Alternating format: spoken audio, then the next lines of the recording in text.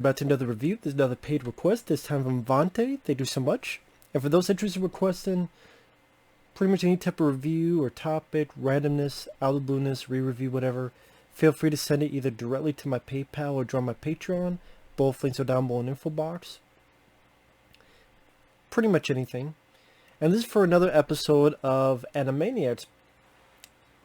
Now, I've seen a couple thanks to Jonathan Lindsay, but Vonte sent this one as for episode 5. I'm like, I wonder if there's anything unique about this. And definitely so, because it was a very fun episode.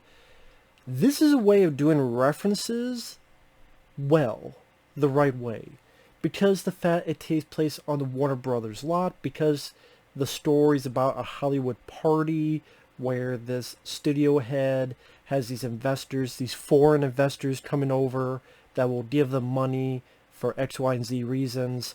And these investors are going to want to meet the Warner brothers and Warner sister, Yakko, Wacko, and Dot.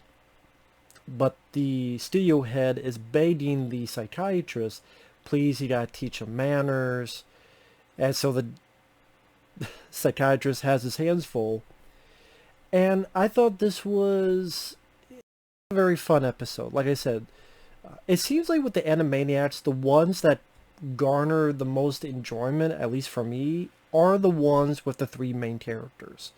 When it's ones like, there's the old squirrel, who she's a bit grumpy, there's these two cat and dog, Rita and Runt, those are maybe, okay, but just not as fun as the Animaniac stuff. I don't know, it's because they just have a certain energy to them, because the voices are a bit more unique, or those are the ones I seem to have a bit more interest in terms of actual creative references. I don't know, just something about them make those a little bit more enjoyable.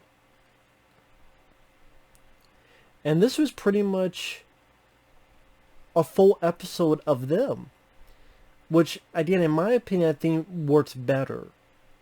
Because other than Pinky and the Brain, these other characters, side characters, I'm like, indifferent on.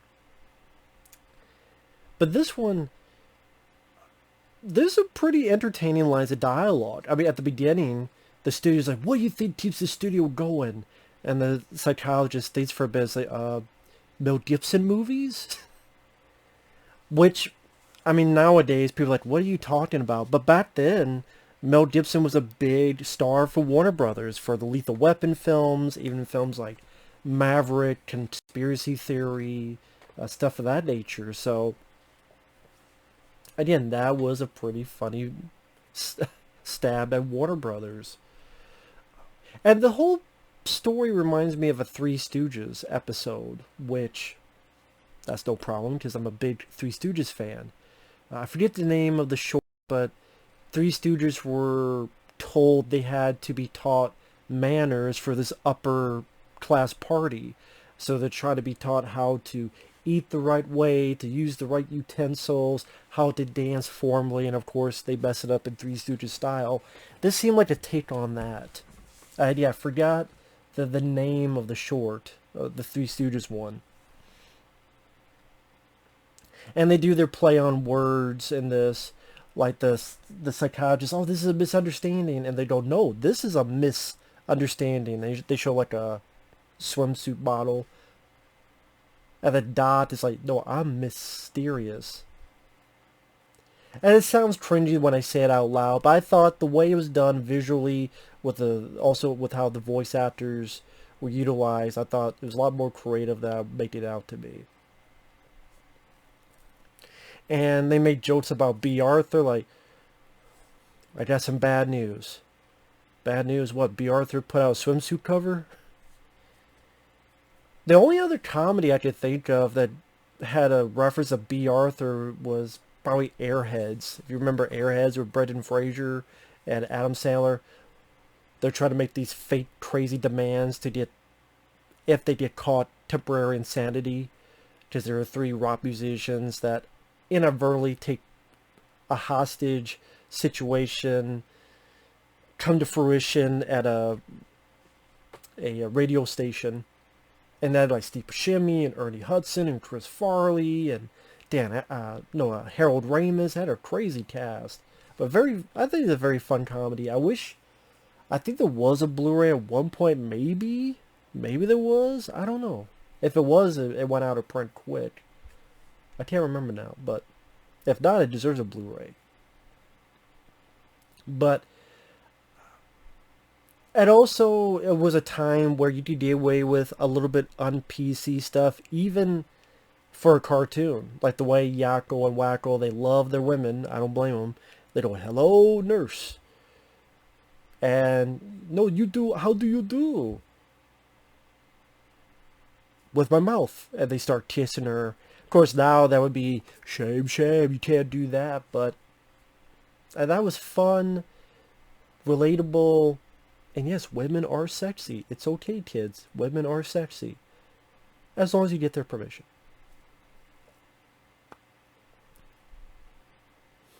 But I also get a sense that they do like this psychologist guy, because he even goes, well, why you give me such a hard time? Oh, because we love you. We'll fine. Let's party. So I like that after episode 1, they gave a little bit more to the psychologist. He's not just a one-note villain. He actually does appreciate them and vice versa. There's a nice little... I'm not saying these are stories that don't have a follow-through line of a plot. Seems like they're very... just whatever happens, happens. But just a little thing I did like on it. And when I speak of references, when the party begins, they don't just have references to Warner Brothers stuff. They have references to other studio movies. Like the T-1000 is there, and it changes because it's a plot tie affair. Thelma and Louise arrive. There's the Penguin, is the Danny DeVito Penguin. There's the Catwoman, and it's more of the Michelle Pfeiffer, and even the two Yakko Wackos like, hello, titty. Which, yeah, I don't blame them. Jack Palance doing the one-arm push-ups, which idea people might not get. I found it funny because I like Jack Palance, and when he won the Oscar for City Slickers, which is a Billy Crystal film, after he won, he did like one-arm push-ups. I just to show that, I may be old, but I'm not out of the picture. You have Ripley from Alien 3, because she had the bald head, and you had the Xenomorph. You had Mel Gibson, Danny Glover, and Joe Pesci, and I thought this was one of the funnier bits, because sadly, they didn't get the voices, but the voices fit well, the impressions, because the Danny Glover character goes, I'm too old for this. And then the Pesci character pauses, and he goes, okay. And you see Danny Glover character going, oh, as the Pesci going, okay. That was, I thought, the funniest bit. See, this is references done well. 20 minutes in a cartoon, it makes sense because it's a studio party, and it's taking a fun note on all these different movies, like the Xenomorph. You'll get scared of one of the Animaniacs. Oh no, the Dachi had a little creature that scared the shit out of the Xenomorph. Yeah, I did the Lethal Weapon trio. Pesci, okay. Even Wayne and Garth made an appearance. Because the old band gets taken down, and then they go, you two go up. And Wayne and Garth is like, yeah. And it's pretty much a chase through all these different references. Again, it's just doing it well. Plus, not every fucking movie and show was doing stuff like that. And it was fun to see like who would pop up next. Again, I'm surprised they were able to do. I guess they can because of you can reference it as long as parody, but I just figured it would strictly be Warner Brothers stuff. Like Batman, like Lethal Weapon. But the fact they have Alien and even the T-1000, I'm like, okay, so it's not just Warner Brothers. Cool. So that made it a bit more fun.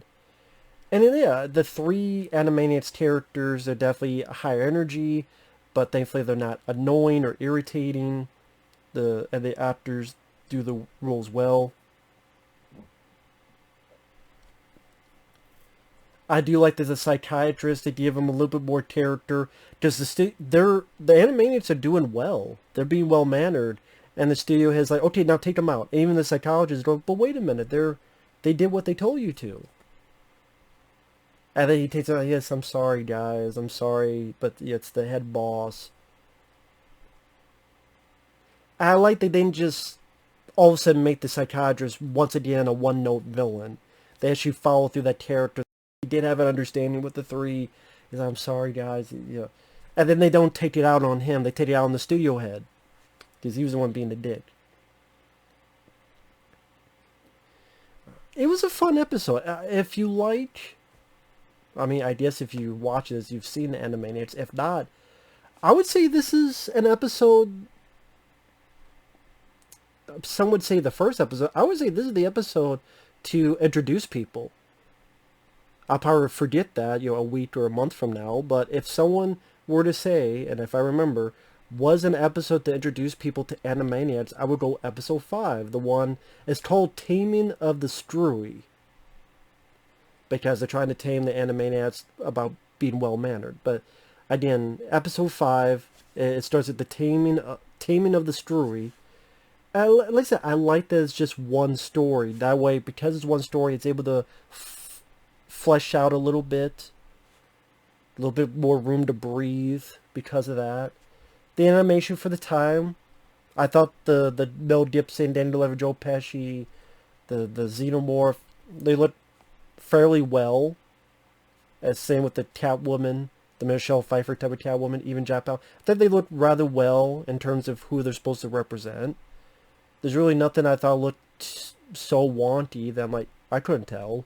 That's who it's supposed to be. They were easy to recognize.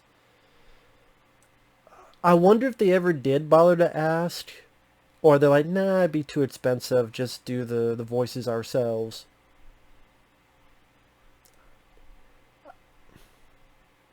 Which they did fine with that. Yeah, I don't really have much problems with it. I know it's not much of a review, but I thought it was a rather entertaining episode. Again, this is how you do references well. I like that it's a show that doesn't talk down to the viewer. There are jokes in there that if you're older, you'll understand a bit more than if you're a younger kid. But it's not completely... How do I put it? It's not completely raw, uncensored humor, but it's little bits here and there. You go, oh, okay, yeah, I get what you're doing.